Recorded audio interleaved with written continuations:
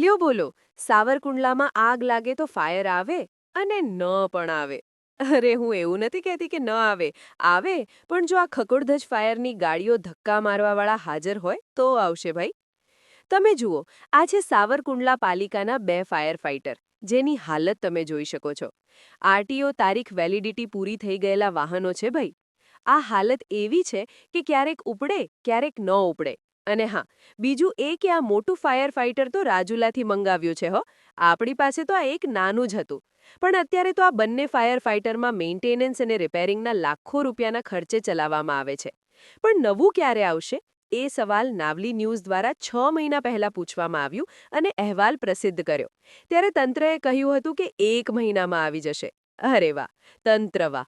1 મહિનાના આજે 6 મહિના થયા પણ છતાં નવા ફાયર ફાઇટર નહીં. છે ને બાકી સાવરકુંડલાનું તંત્ર.